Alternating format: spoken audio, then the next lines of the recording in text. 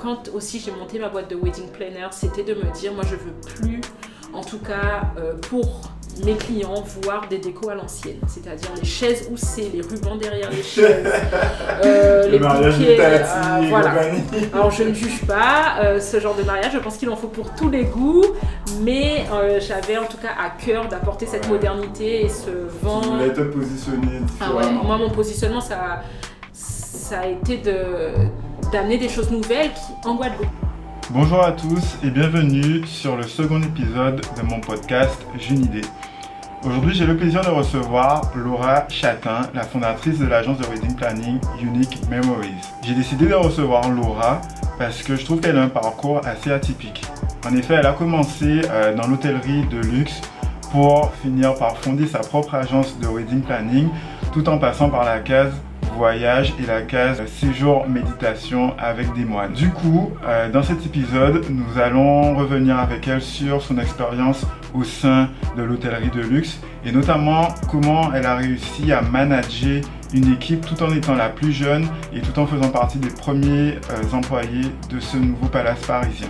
Ensuite, nous verrons pourquoi elle a quitté ce même poste pour se lancer dans une aventure de voyage entre l'Asie et l'Australie. Nous verrons comment elle s'est reconvertie et comment elle a préparé son retour en Guadeloupe. Enfin, nous verrons comment elle a lancé son activité de wedding planning tout en adoptant un positionnement différenciant, tout en utilisant un hack très smart sur Instagram. Mais sans plus attendre, je vous laisse écouter l'échange que j'ai pu avoir avec elle. Et n'oubliez pas, c'est un podcast, donc vous pouvez juste appuyer sur play et vaquer à vos occupations, comme par exemple conduire sur le trajet en allant au travail ou même ranger votre maison, peu importe. Sur ce, bonne écoute. Bonjour Julien, écoute, merci beaucoup de m'accueillir aujourd'hui sur ton podcast J'ai une idée. Du coup, moi je suis Laura, j'ai 27 ans et j'ai créé donc en juin 2020 l'agence de wedding planner Unique Memories en Guadeloupe. On va faire un premier focus sur ton parcours hôtelier. Après la période de lycée et tout, qu'est-ce que tu as fait concrètement? Alors j'ai suivi donc en 2015, 2013, tu vois, le temps passe si vite, une licence en management en hôtellerie de luxe, où là j'ai fait donc mes premiers stages dans des palaces parisiens. Pardon, j'habitais à Paris, donc en Guadeloupe j'habitais à Paris depuis 2012 et ensuite j'ai suivi après cette licence un master donc en stratégie d'entreprise et là j'ai également fait mon alternance donc dans un palace parisien mais cette fois-ci plutôt dans la partie bureau. Ok. Et alors je sais que justement quand tu étais en place dans ces palaces, tu étais l'une des premières employées d'équipe bureau entre guillemets, et que tu as eu à manager pas mal de monde. Je voulais savoir dans un premier temps comment manager en fait quand on est aussi jeune. Alors effectivement en fait quand j'étais en master, j'ai été embauchée en alternance donc, dans un tout nouveau palace parisien qui a ouvert donc, en 2015. Et donc là, j'étais une alternante au service des réservations. Donc les réservations, c'est le service où on fait rentrer donc, les réservations de chambres pour un hôtel, donc toute la partie vendre des chambres en gros. Et j'ai su rester ici 2 ans. Et à la suite de ça, ils m'ont embauchée donc, en contrat fixe. Et 2 années plus tard, agent de réservation, je suis passée reservation manager, donc la responsable de tout le service. Et donc j'avais du coup 23 ans quand c'est arrivé. Et comment manager quand on est jeune, c'est un peu... on y va un petit peu à tâtons, mais si je peux avoir quelques pistes pour les futurs jeunes managers, ce serait de dire qu'il faut rester assez impliqué dans son travail, être toujours plus ou moins force de proposition. Et de mon côté, ce que je me suis attelée à faire, c'est essayer de vraiment me mettre une personne du comité de direction un peu dans la poche. C'est-à-dire, une fois que tu en as un, après il parle pour le reste du comité de direction. Donc ça m'a bien aidé d'avoir donc, le directeur commercial et marketing de mon côté, entre guillemets, et toujours garder cette forme d'empathie envers tes équipes, ne pas manager par l'autorité, c'est-à-dire qu'il faut rester ferme, mais ça ne sert pas grand-chose, entre guillemets, d'être trop strict. On est quand même jeune. Il faut garder aussi la beauté de la jeunesse, donc avoir la créativité, un peu l'insouciance et voilà, c'est ce qui fait que ça a fonctionné. Dans ma petite équipe, on était 4. Ok. Donc voilà, ça s'est très bien passé. Et j'y suis restée au total 5 ans. Ok. Donc ouais, si je résume ce que tu as dit, tu as trouvé un positionnement vraiment très équilibré, genre le fait de se mettre un membre du comité de direction dans la poche, et ça c'est pour le côté hiérarchique, et côté pour tes équipes, faire preuve de beaucoup d'empathie. Ouais. Mais par exemple, et du coup, quelle limite, l'empathie, souvent ça peut être, même si en France je pense que ça commence à se mettre en place, ici je retrouve que il y a pas mal d'anciennes méthodes de management et tout, et les gens ont peur de ces nouvelles approches parce que quelque part ils ont peur de pas avoir de limites en fait. Comment toi tu fixais les limites un peu près? C'est vrai, je trouve que le système un peu français veut qu'on soit bon par rapport à nos hard skills, donc c'est-à-dire toute la partie un peu technique de toutes nos qualités qu'on a appris à travers soit l'école, soit nos expériences, mais instinctivement, j'ai toujours été, je pense, quelqu'un d'assez entier, à vouloir mettre en avant aussi le côté plus soft skills, donc tout ce qui est inhérent à notre personne, donc que ce soit, je sais pas, l'aisance au téléphone, peu importe, l'empathie, tout ce genre de choses.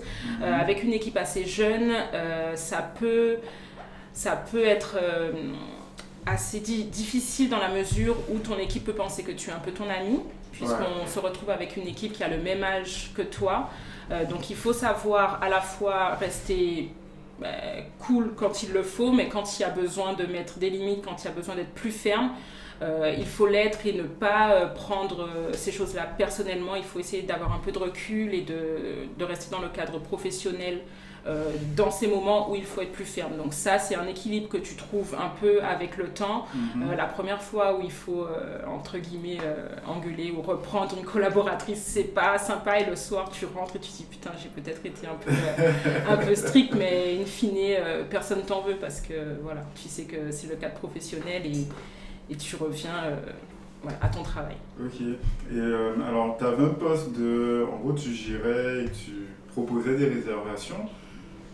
Je sens que tu es d'une personnalité plutôt empathique. Comment toi, en tant qu'empathique, comment tu faisais pour vendre en fait?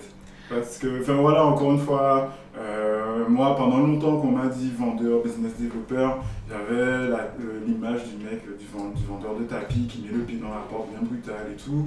Comment toi, tu faisais? Ouais, c'est vrai que souvent, et c'est vrai que c'est depuis peu, avec le recul et après cette expérience professionnelle, où je me suis dit que j'avais une méthode de vente qui était un peu différente.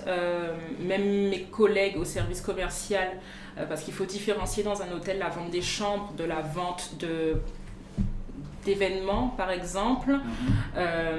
Donc, eux, ils avaient cet aspect vraiment assez rentre-dedans, très grosse voix, toujours montrer leur qualité, etc. Et quand tu vends des chambres, donc tu as le client final en fait, soit au téléphone, soit par email, tu peux avoir cette fibre plus extravertie à vouloir dire toutes les spécificités des chambres, etc. Moi, personnellement, c'était pas ma fibre naturelle. J'ai toujours préféré essayer de connaître mon client potentiel, essayer d'apprendre, avoir des détails qui puissent en fait convertir la vente, mais sur l'aspect plus émotionnel que l'aspect technique entre guillemets du produit. C'est-à-dire que j'ai fonctionné comme ça, ce qui a marché pour mon cas. Après, chaque personne fonctionne différemment.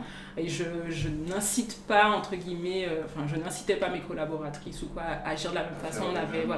On avait un objectif. L'objectif à la fin, c'est de vendre et de faire des upsells. Donc tu le fais comme tu le sens.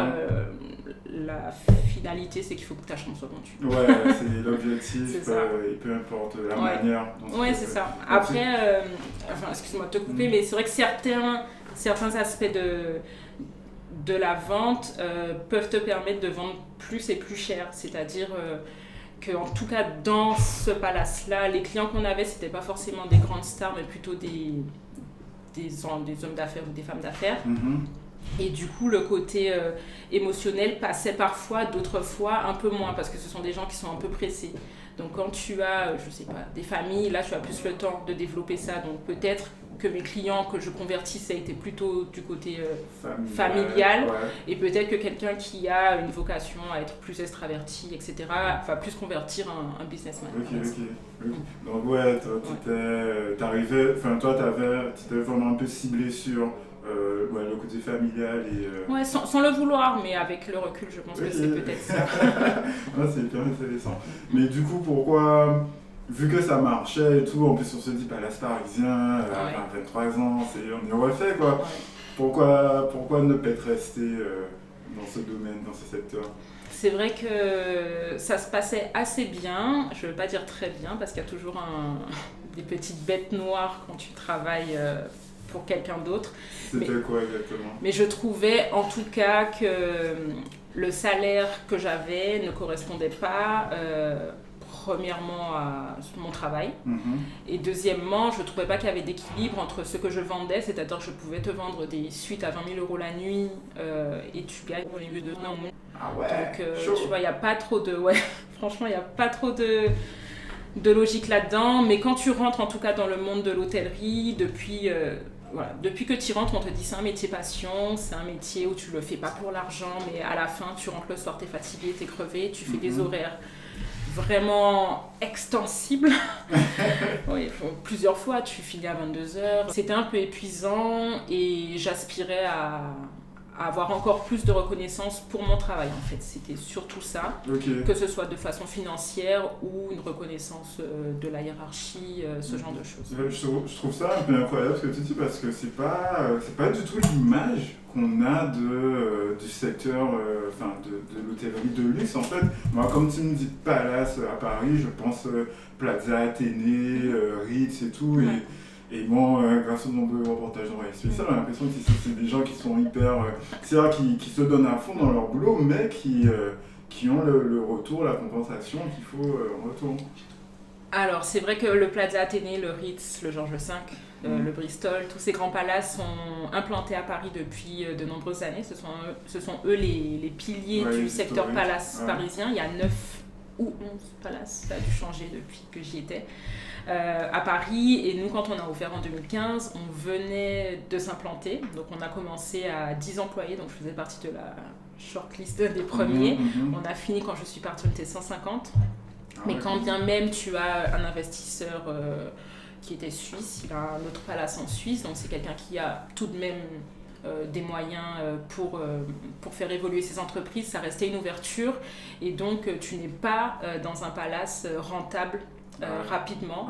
Donc forcément, tes employés, ils vivent cette aventure. C'est vraiment une aventure qu'on a vécue tous ensemble, mais tu n'avais pas le salaire qui était avec, ce qui n'est peut-être pas le cas, comme tu le dis, dans des palaces comme le Plaza Athénée, etc., où là, ils avaient des salaires plus importants que nous.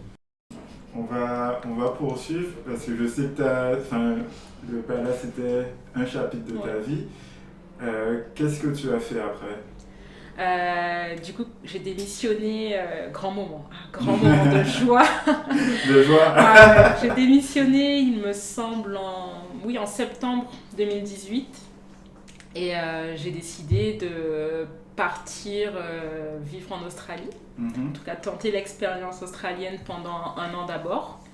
Donc j'ai tout quitté, mon appartement, j'ai vendu mes meubles, etc. J'ai fait mon sac à dos de 15 litres. Voilà, en mode backpack quoi. En mode backpack, c'est pas très gros. Et puis finalement, tu te rends compte que tu vis avec beaucoup de choses dont tu n'as pas besoin. Et même ce sac à dos qui était plein à ras-bord, il faisait 12 kilos. Donc toute ma vie tenait dans 12 kilos. Et ben, je me suis rendu compte qu'en cours de route, j'ai laissé encore des choses, tu vois. J'aurais pu finir avec un sac de 5 kilos, que c'était suffisant. C'est vrai. C'est ça. Donc, septembre 2018, je suis partie direction l'Australie en passant par l'Italie, où je suis restée à Milan 1 semaine. Ensuite, je suis allée à en Thaïlande, pendant 1 mois.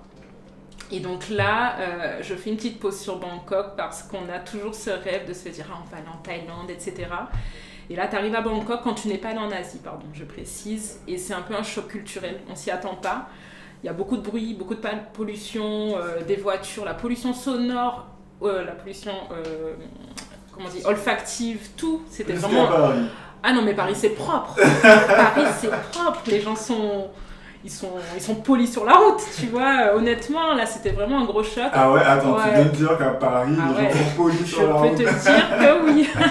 Non, mais c'est l'anarchie là-bas, honnêtement. Okay. Et la première fois que, du coup, on est arrivé, je suis partie avec mon conjoint. On est arrivé là-bas et on s'était donné pour projet approximatif d'y rester une semaine. On a fait une nuit parce qu'honnêtement, on s'est dit qu'on n'était pas là pour souffrir et que là, on n'y arrivait vraiment pas. Ouais. Et on est parti au nord, donc en direction de Chiang Mai. J'adore cette ville, je la conseille à tout le monde. J'avoue que j'en entends beaucoup parler dans le j'ai envie de dire dans la sphère nomadique. Oui, exactement. C'est une ville qui revient souvent. Qui revient beaucoup pour plusieurs aspects et en fait la vie elle est vraiment douce, tu as plein d'endroits pour travailler, la connexion Wi-Fi est très bonne, okay.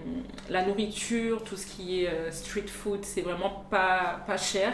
Donc tu as un bon équilibre entre le coût de la vie et tes dépenses. Ouais. Donc à partir de là, on a vraiment commencé à profiter. Donc on a traversé la Thaïlande de haut en bas, je ne veux pas dire encore de gauche à droite, mais de haut en bas pendant un mois. Et après, on a pris la direction de Sydney, où là, on a décidé d'être nomade. Donc, on a acheté notre voiture. C'était je ne vais pas dire un 4x4 parce qu'on n'avait pas les moyens, mais c'était un espèce d'SUV où on avait une rooftop tent au-dessus. Oh ouais. On a aménagé, quand on avait la flemme, un lit sur les sièges arrière. Donc, je vais essayer de mettre une petite image d'histoire que les gens voient ce que c'est. Parce vrai. Que alors, ce que ça Honda HRV, la voiture est horrible, je peux te dire qu'elle fait le taf. Okay. Avec une tente au-dessus, tu enlèves les sièges derrière, tu fais une structure en bois et là t'es nickel. Ok. On a fait ça pendant un an, donc de Sydney. L'Australie c'est très très très très grand, je crois que c'est quelque chose comme 20 fois la France ou quelque chose comme ça. Du coup on a fait entre guillemets de Sydney à Darwin, c'est-à-dire toute la côte est en allant jusqu'au nord. Ok. Donc une grosse période de nomadisme. Ouais, c'était combien de temps à peu près? Un an. Oui, entre l'Italie. Oui, c'est ça. On est resté un an en Australie où là, on a travaillé à la fois dans des petits jobs, c'est-à-dire que j'étais un petit job, franchement j'étais contente, j'étais responsable d'une épicerie fine, donc j'avais la chance d'être déjà bilingue. Donc, responsable quoi. Ouais. Tout de suite. Mais l'Australie c'est... tu arrives, il suffit que tu aies une motivation d'en faire, que tu parles anglais quand même, c'est-à-dire que ça va être plus facile pour toi si tu parles anglais. J'avoue, ma passion première dans la vie, c'est la bouffe. Donc, j'ai pas fait de l'hôtellerie pour rien. Donc, vendre des produits, du fromage, en plus, c'était des produits à tendance européenne. Donc, j'avais cet aspect un peu spécialiste sur les fromages, les vins, etc. Donc, j'ai travaillé là 6 mois. Ok. Et ça payait très, très bien. En fait, tu gagnes beaucoup et tu payes peu de loyer. Quand tu acceptes, en tout cas, de vivre en colocation. Il y a vraiment cette idée de sortir de sa zone de confort. En plus, là, t'as atterri dans l'Australie profonde aussi, quelque part. Enfin, je pense qu'il y a un grand décalage avec le monde parisien dans lequel tu vivais. Ouais, c'est vrai que avant de partir, je t'avoue que je me serais jamais imaginé tout quitter. J'ai toujours été quelqu'un un peu axé sécurité dans ma vie. Et le fait de tout lâcher, justement, ça m'a vraiment fait beaucoup de bien. Au début, en fait, tu dois faire preuve d'ajustement. J'ai eu quand même la chance d'avoir cet équilibre avec mon copain qui est avec moi, qui lui a cet aspect un peu plus détaché, un peu plus lâcher prise. Si j'étais partie seule, l'expérience aurait été différente parce que je pense que j'aurais été beaucoup plus organisée. Je ne peux pas m'en empêcher. Et là, je me suis vraiment forcée à ne pas être organisée parce que je trouve que gérer un peu son planning entre guillemets, ça te permet de faire moins de pertes de dépenses et de temps, mais avoir plutôt les grandes lignes plutôt que chaque étape, petit détail. Donc là, j'avais vraiment plutôt les grandes lignes en tête. On se disait, tiens, on reste là à peu près tant de temps, puis on irait vers cette zone. Mais au moins, moi, ça me permettait d'avoir quand même une ligne directrice, et mon copain avait aussi ce sentiment d'avoir cette liberté de changer d'avis ou de faire ce qu'on avait envie. Donc on a trouvé cet équilibre de cette façon-là. Et c'est vrai, avec tout ça, que passé un an après, ben là tu es carrément plus regardant, quoi. C'est-à-dire tu te dis, bon ben vas-y, fuck, on laisse tomber, on met tout dans un côté, puis on va faire ça. Mais ça prend un peu de temps, mais une fois que tu y es, tu t'y fais assez vite. Et à la fin, tu y prends vraiment plaisir et tu te demandes comment tu as fait avant, quoi. Honnêtement, c'est hyper cliché de dire ça, mais c'est un voyage qui nous a complètement transformés, ouais. quoi. On est revenu avec plus le sentiment des choses importantes. On est beaucoup moins axé matérialiste, on a tout cet aspect beaucoup plus patient aussi avec la vie, avec les choses, avec les moments difficiles, parce qu'à la fin, on sait qu'à chaque fois qu'on a eu une période difficile, que ce soit dans notre voyage ou autre, à la fin ça allait mieux. Donc c'est pour ça que même cette période, tu vois, on est en plein dedans de Covid, ben je suis pas fataliste parce que je sais que voilà, c'est une période difficile, mais ça ira mieux. Ouais. Donc il faut juste continuer à apprendre à vivre et essayer de trouver des façons de s'adapter. Et effectivement, le mot adaptation, je pense que c'est un des grands points de ce voyage, en fait, c'est de s'adapter à ton environnement, à ton argent aussi, parce que des fois, il ne faut pas croire qu'on était riche, c'est faux. On a travaillé pour voyager un petit peu, et si des fois on n'avait pas d'argent, on faisait le choix de moins faire de sorties, par exemple, de rester plus chill.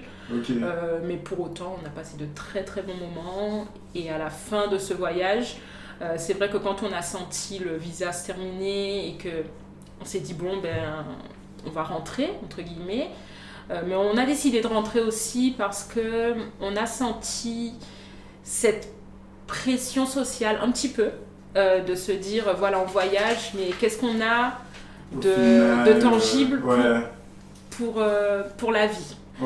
Donc c'est cet aspect où on n'en avait pas discuté, mais tu vois, on s'est dit, voilà, nous on adore voyager, on se voit pas revenir vivre en France, pas du tout. Carrément. Ouais, parce que le système français, bien que je ne le critique pas, parce qu'il y a vraiment beaucoup d'avantages à être dans le système français, mais ne nous convenait pas.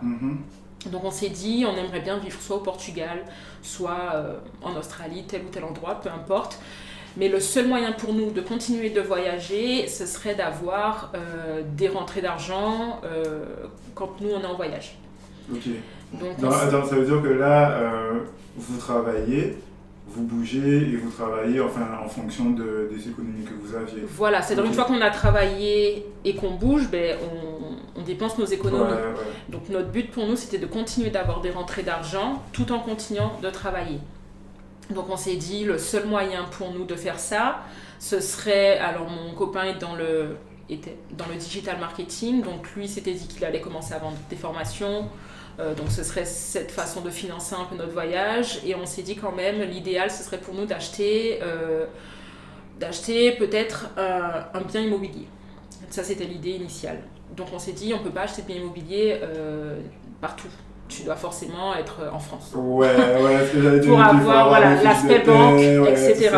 Mais en même temps, donc ça c'était sur le moment, on s'est dit ça, et là moi je me suis dit, qu'est-ce que je vais faire de ma vie, quoi. Honnêtement, j'ai l'impression d'être douée que dans l'hôtellerie, sauf que je ne me voyais pas du tout revenir dans l'hôtellerie. Pourquoi ? Parce que après avoir autant voyagé, tu vois, je ne me voyais plus dans ce format bureau, où tes collègues... tu passes des heures, tu profites pas de l'autre. En fin de compte, les gens ils sont en couple, mais ils profitent même pas de leur compagnon. En fait, tu te vois le matin, tu te dis au revoir au petit-déj, tu rentres le soir, tu manges, tu dors. Et puis quand il y a confinement, ils se découvrent. Voilà, et ça fonctionne pas. Voilà, exactement. Donc, honnêtement, déjà, cette première chose, on voulait continuer à passer beaucoup de temps ensemble parce qu'on est sur la même longueur d'onde, on a les mêmes projets, les mêmes envies. Et le format que moi je travaille, ça nous permettait pas de faire tout ça. Et donc je me suis dit, là j'avais beaucoup de doutes, je me suis dit qu'est-ce que je vais faire et tout, et là mon copain hyper entreprenant me dit mais monte ta boîte et tout, et moi je dis mais pas du tout, c'est pas du tout mon truc, moi j'ai besoin d'un cadre d'entreprise, j'ai besoin de ça pour me sentir utile.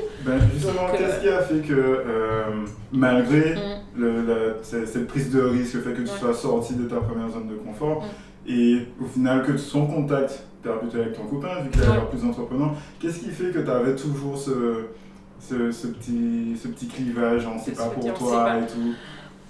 Question de personnalité, je pense.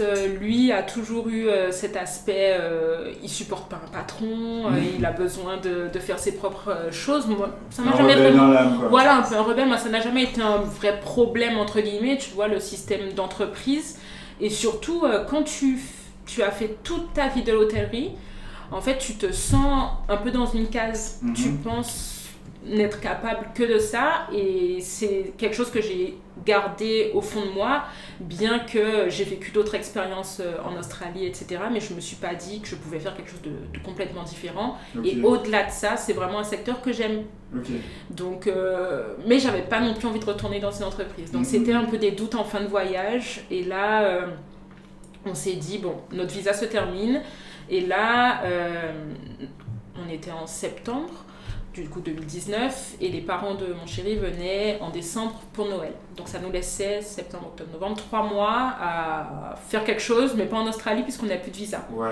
Donc on s'est dit, on va passer 1 mois en Indonésie, 1 mois au Vietnam et 3 mois en Thaïlande.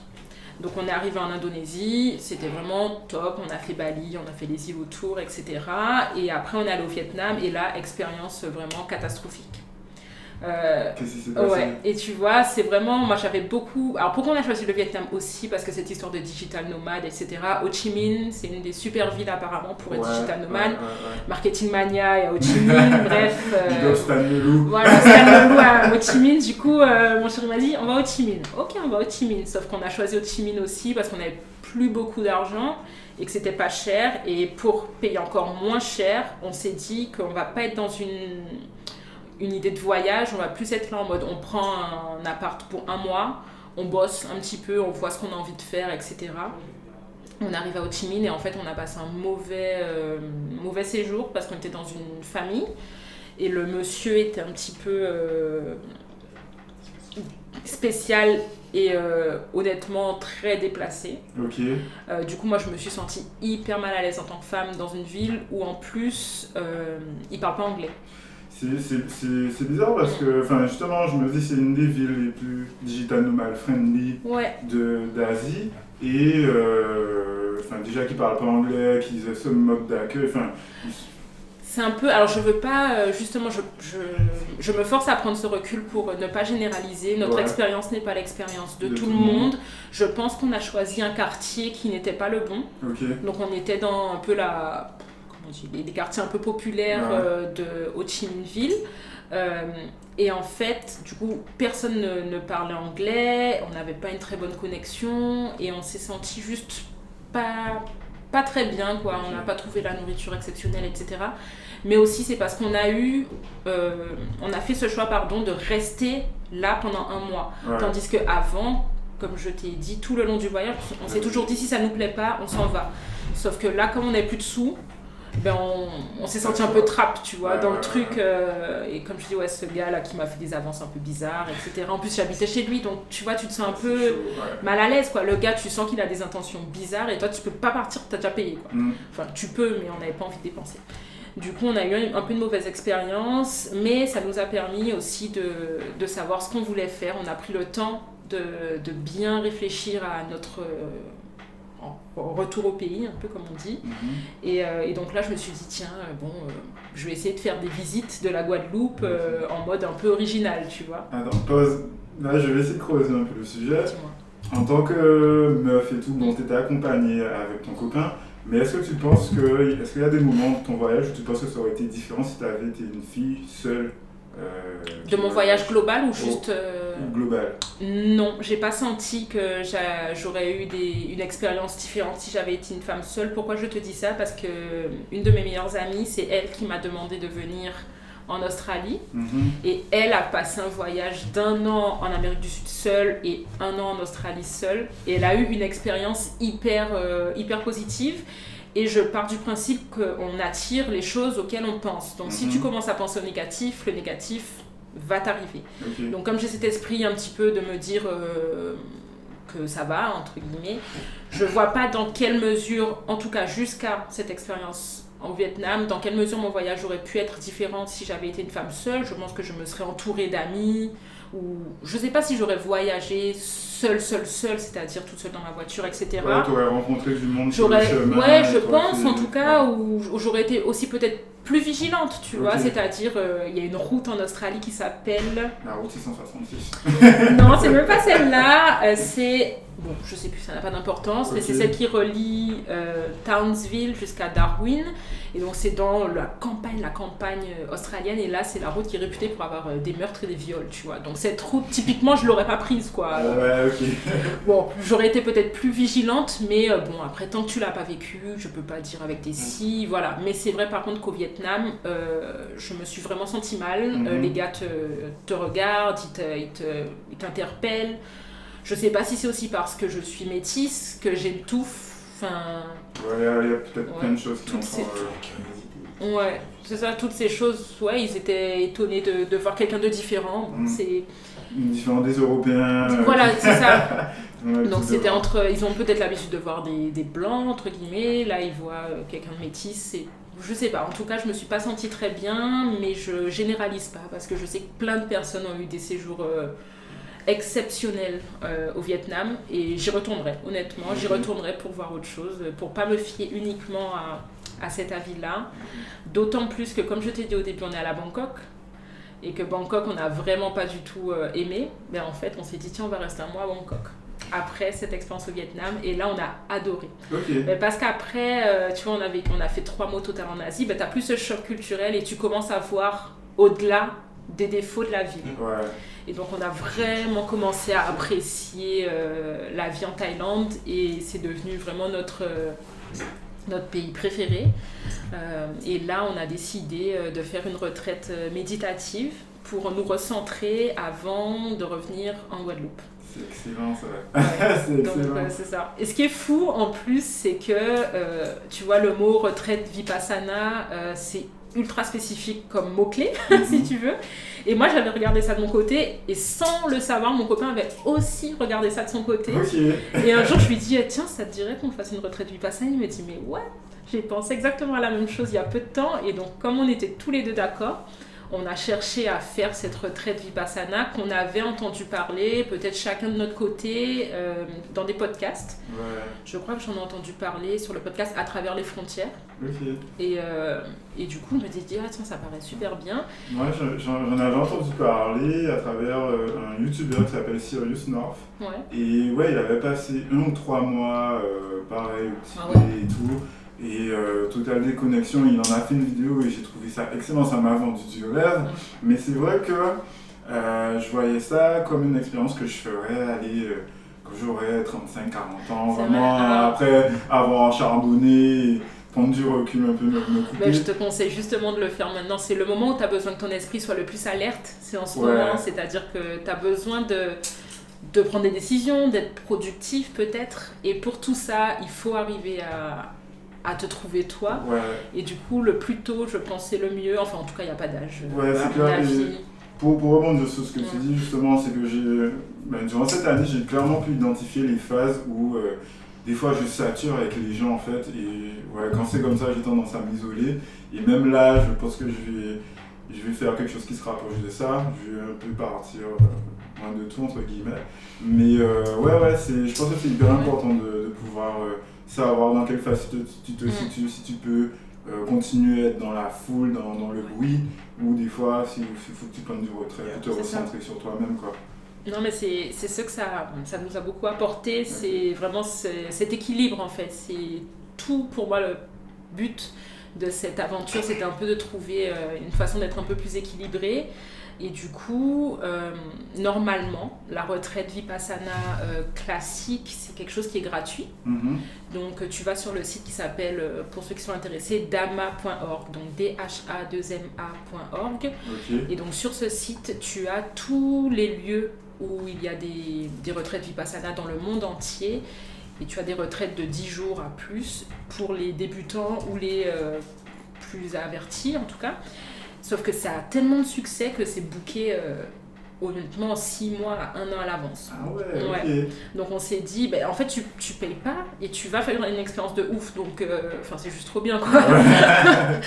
Et on s'est dit, ah mince, c'est complet, bon on va essayer de trouver autre chose. Et là en tapant sur Facebook, des groupes, peu importe, on est tombé sur cette retraite payante.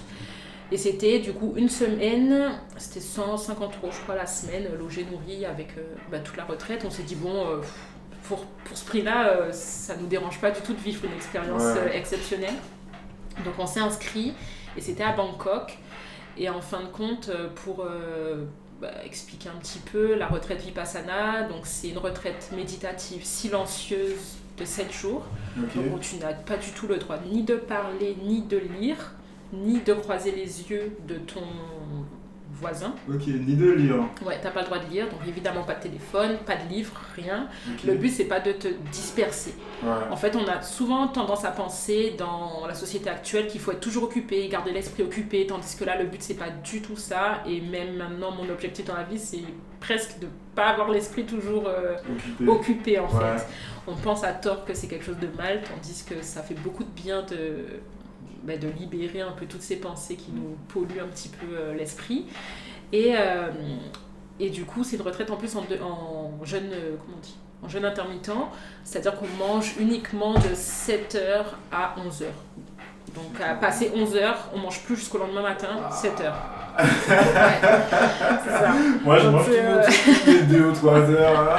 Ça va être difficile, mais tu vois. Et au début, je me dis, avec toutes ces contraintes, et le fait de méditer évidemment toute la journée. Ouais. Donc avec toutes ces contraintes, avant d'y aller, je me suis dit, purée, qu'est-ce qui va être le plus dur ? Ne pas manger, se lever à 5h tous les jours, méditer toute la journée, ne pas parler, ne pas lire, qu'est-ce qui va être le plus difficile ? C'est vrai que quand tu décris un peu le truc, je me dis ça peut être violent de passer à une vie entre guillemets normale, occidentale et tout, à ça. Il n'y a pas de phase de progression, d'introduction, c'est radical. Ah non, c'est vraiment radical. Notre voyage a été un peu une introduction, tu vois. Le fait d'avoir fait ça à la fin du voyage, pendant tout le voyage, on était déjà dans cet état d'esprit. On a passé beaucoup de temps. J'ai jamais écouté autant de podcasts que pendant mes fermes, dans mes fermes d'avocats à Ninh Binh, justement, parce que tu fais rien d'autre que de ramasser les avocats. Donc autant écouter un podcast. Et tous ces podcasts-là m'ont un peu fait découvrir de nouvelles choses, des nouvelles façons de penser, des expériences d'autres personnes. Donc ça t'introduit un petit peu à cette expérience qui peut paraître radicale, mais quand bien même ça reste un peu violent. Et les 3 premiers jours pour moi ont été vraiment les plus difficiles, à savoir qu'on était donc une vingtaine. Donc tu as un moine bouddhiste qu'on appelle les moines de la forêt. Donc ce sont des moines du nord de la Thaïlande qui vivent dans des monastères où ils demandent donc l'aumône aux gens du village, etc. Ils font des jeûnes plusieurs fois par mois selon la lune. Ouais. Et donc il y avait ce moine, j'aimerais te faire une blague de merde, mais 2 moineaux, quoi, 2 moines assistants et 2 nonnes. Voilà, donc ils étaient un principal et 4 assistants, pardon. Et nous, donc on est dans une grande salle qu'on appelle la sala, et donc tu as des coussins par terre, et donc en plus tu es en position lotus toute la journée. Donc ça paraissait un peu difficile, donc voilà, tu arrives, tu médites, le moine en fait il parle, il te fait des petits discours, des fois il te dit que c'est le moment de juste, il arrête de parler et puis tu médites, mais ça dure des heures. Ouais. Et quand toi t'as aucune expérience de plus de 5 minutes de méditation, ça paraît assez difficile, mais en fait le but c'est de pas se juger, en fait c'est... Si tu as du mal, tu te concentres sur ta respiration, tu ouvres les yeux, c'est pas grave. En fait, tu t'amélioreras avec le temps. L'important, c'est juste de faire Dès que tu sens que ton esprit divague et qu'il commence à penser, recentre-toi sur ta respiration. Et là, du coup, ça va beaucoup mieux. Tu le fais par étapes et au 5e jour, tu le repasses. Mais après cette intense expérience chez les moines bouddhistes, qu'est-ce que tu as fait ? Qu'est-ce que tu en as tiré et qu'est-ce que tu as fait après ? Au début, en fait, tu te rends pas vraiment compte du bénéfice que tu tires en fait de cette expérience, c'est-à-dire que tu te sens vraiment évidemment détendu, reposé et tout. Il faut aussi faire attention à ne pas rentrer dans le jugement des autres parce qu'en fait tu te sens un petit peu différent et du coup tu as tendance à plus justement voir le comparatif avec les autres personnes qui sont hyper stressées et tout et tu peux facilement tomber dans le jugement et c'est là où tout le travail aussi se fait en continuité, c'est-à-dire quand bien même ton entourage a un frigo rempli, ça c'est la première chose qui nous a choqué, de voir un frigo plein. Mais c'est vrai, ça paraît bête, mais c'est toute cette abondance inutile en fait. On peut vite tomber dans le jugement et on s'est dit bon, on va essayer de mettre de côté un peu tout ça, essayer de le garder pour nous, c'est notre expérience. Et inconsciemment, quand tu en parles, les gens ils vont graviter vers ça naturellement, mais de leur plein gré. Ça sert à rien de forcer les gens à faire des choses pour lesquelles ils sont pas prêtes au moment T. Et donc après cette expérience, on a fait encore un peu de voyage en Thaïlande et on est rentré en métropole voir la famille. Et on voulait plus vivre l'hiver. Donc on s'est dit quoi de mieux que d'aller en Guadeloupe. Donc moi je suis guadeloupéenne, donc j'avais pas d'a priori, j'étais contente de revenir. Mon copain par contre lui n'a jamais vécu aux Antilles, même si il est de là-bas. Du coup, on est venu habiter ici et là, évidemment, il fallait trouver un travail. Donc, à savoir qu'on est rentré Je suis rentrée fin février 2020.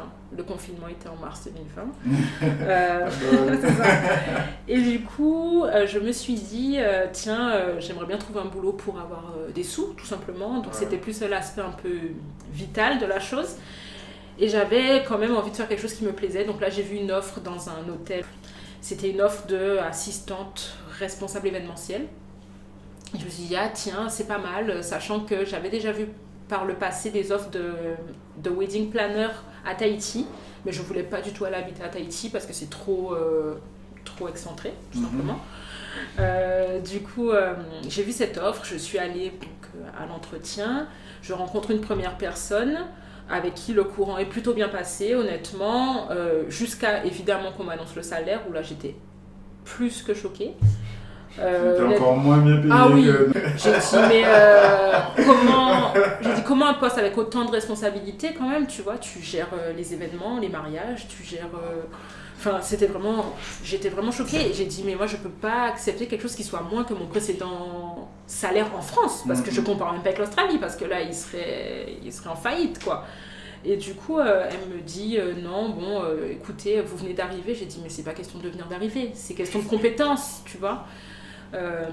C'est une des grandes problématiques. Ouais, c'est ça, quelqu'un qui est là depuis plus longtemps que toi peut pas avoir un... J'ai dit si chacun négocie son salaire à sa juste valeur, etc. Oui, c'est ça, exactement. Donc elle me dit écoute, j'en parle au RH. Ça passe. La semaine d'après, j'ai un rendez-vous. Donc là, c'était le clou du spectacle, avec je précise, une femme, la directrice générale et son assistant. Et donc là, vient un entretien des plus à l'ancienne que j'ai jamais vu de toute ma vie. Déjà, on me demande quelles sont tes qualités et tes défauts. Déjà, ça, c'est une question qu'en 2020, qui dit ça ? Donc, je me suis dit, ok, fine et tout. Et ils étaient vraiment dans un non-verbal de déstabilisation. Et ça, j'ai pas du tout apprécié parce que c'est pas de ça que tu vas tirer le meilleur de la personne qui est en face de toi. D'autant plus que je peux être très très efficace et un des meilleurs éléments de mon équipe. Sauf qu'un de mes grands défauts, c'est que je ne sais pas me vendre. Je peux te vendre tout ce que tu veux, mais moi j'ai beaucoup de mal à me vendre. Donc le fait en plus d'avoir cet aspect sensible en face de moi, des gens qui sont ultra déstabilisants, j'étais pas vraiment dans un bon mood pour donner le meilleur de moi-même.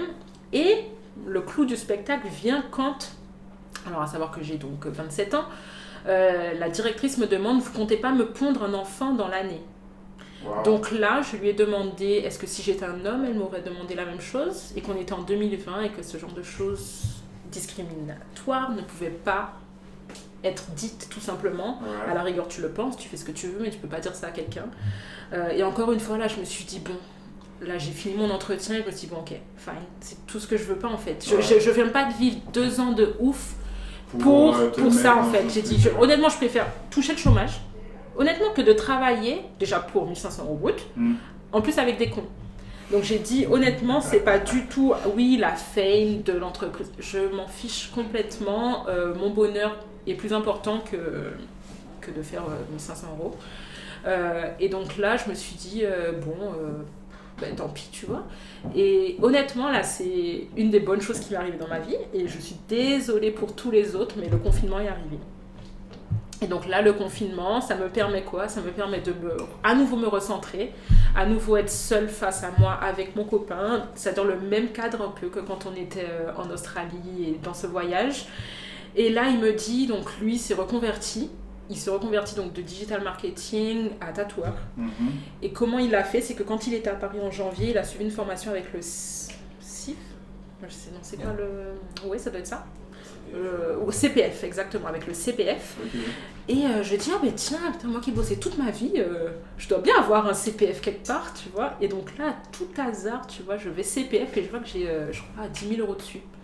Je dis, purée, j'ai 10 000 euros, tiens, je vais...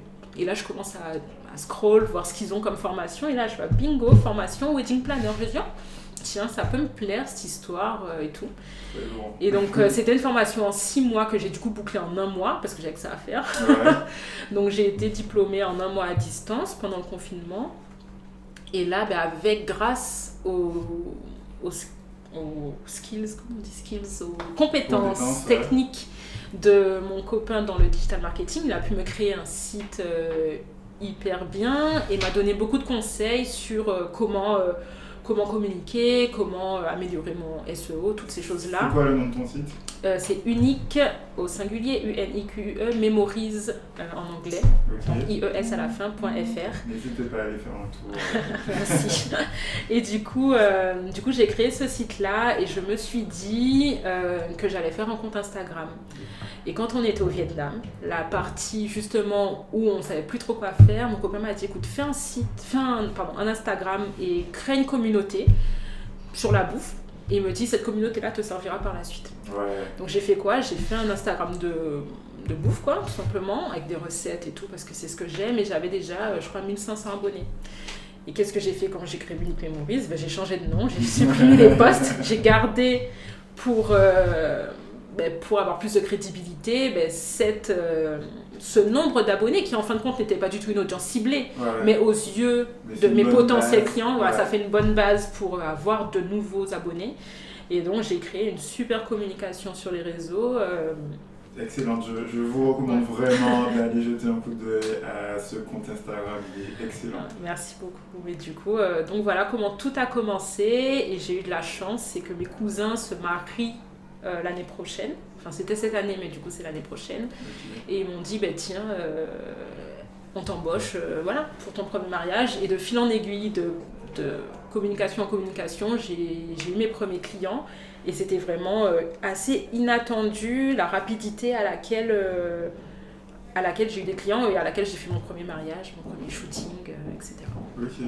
Justement, raconte-nous un peu ta stratégie de promotion avant ton premier mariage, parce qu'il me semble que tu as fait ton premier mariage tout récemment. Ouais, mon premier mariage c'était le 24 octobre. Du coup, ma stratégie, quelle a été cette stratégie? Je me suis beaucoup renseignée, puis même pendant mes cours à distance, sur le fait de créer ce qu'on appelle des shootings d'inspiration.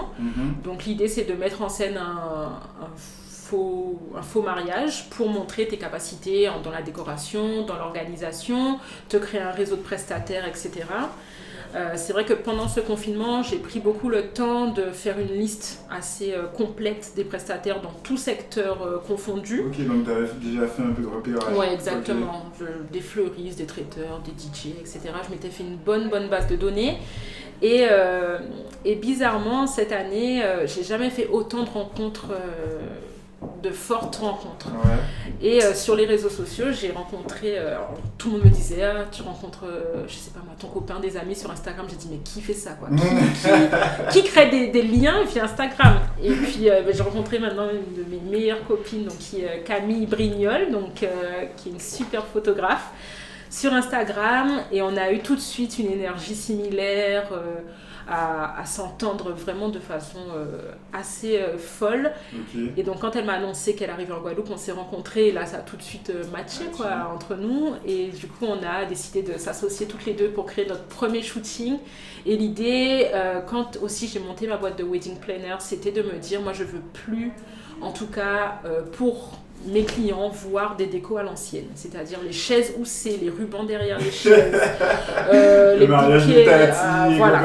Alors je ne juge pas ce genre de mariage, je pense qu'il en faut pour tous les goûts, mais j'avais en tout cas à cœur d'apporter cette modernité et ce vent. Tu voulais te positionner différemment. Moi mon positionnement ça a été d'amener des choses nouvelles en Guadeloupe, parce qu'encore une fois, ce qui peut paraître nouveau ici ne l'est pas ailleurs.